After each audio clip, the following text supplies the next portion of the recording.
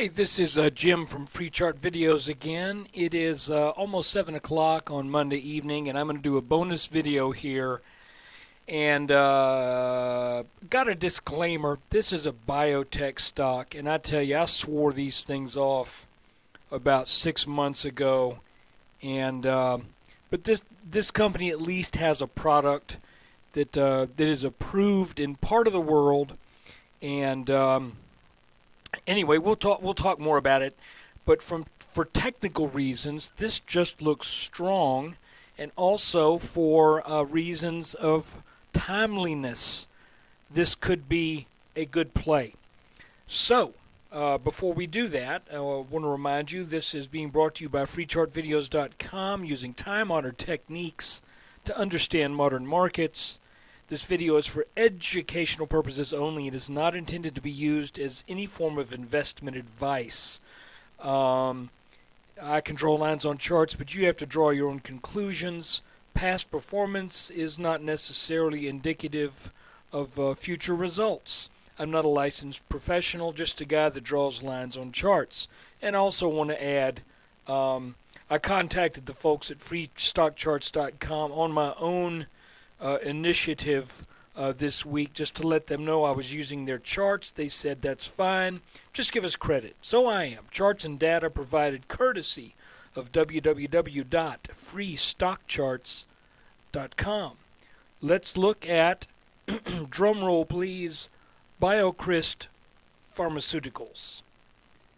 Okay, a little background. BioCryst is a pharmaceutical company based out of, I believe they have two offices, one in Birmingham, Alabama, and the other one in, where is it, in North Carolina, I believe, in what I think they call the technology triangle.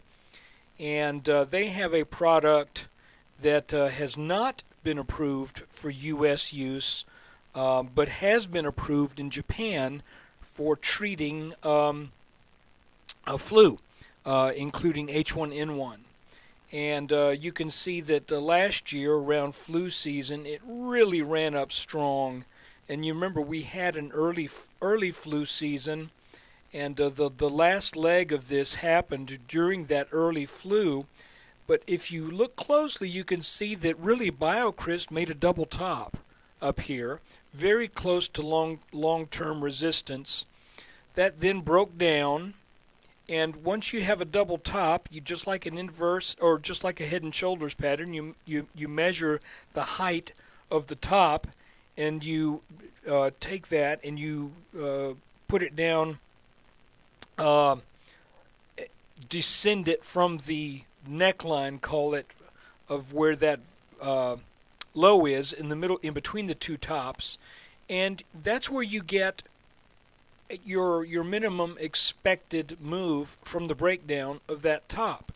Now, additionally, you can see how that happens to land on this purple line, which is where we had long time resistance that was broken with this gap.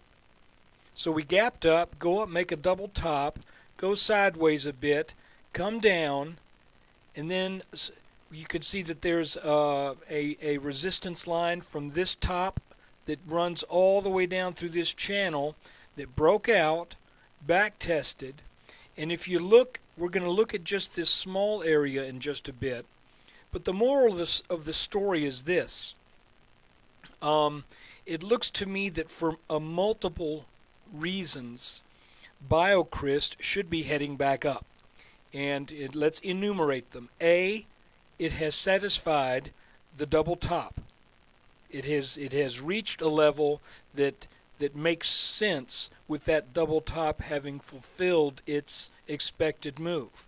B, you've got this long-term resistance line and the gap that has now been filled. Now look at this orange line. We're going to back out here even further, and I'll have to adjust this line a little bit. If we take this top and extend it, you can see how we broke out over that, came back for a back test, but that back test was on the double top, off the double top, and it never fulfilled itself. So then it came back, did a back test on the neckline of the double top, fulfilled the double top, and at the same time back tested this line and this line. Now let's look at a 5-minute chart. Well, double check that. Let's look at a 30-minute chart. Well, darn it, that didn't do it in either. There we go. That's what I was looking for. The 1-hour chart. You can see there's this little pattern here that that has been bouncing along on that long-term resistance line, which now, for technical reasons, should have turned into support, and it appears that it has. Here's the top of this line. Let's color that orange. There we go. That broke out just recently, and now BCRX has been bouncing around up above this line, kind of testing this to make sure that that really broke.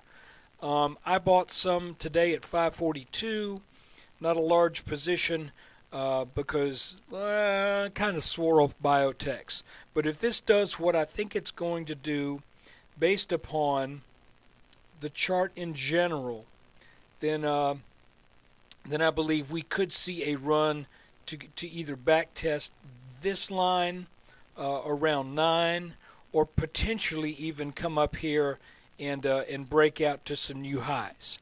So anyway, I just thought I would mention this because there's some interesting stuff going on with this chart, and it may provide a trading opportunity. Additionally, if you look at volume, you can really see how the overall shape of this is also a descending wedge. And look at that beautiful decrease in volume that a descending wedge should exhibit.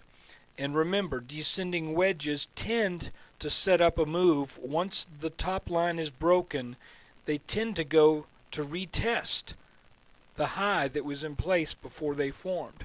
So this could head on up to 13.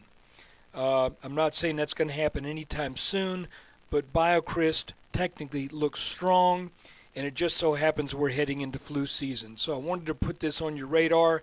Do your own DD. I don't want to try to get you into anything without you thinking about it and doing your own research. You also might want to look at the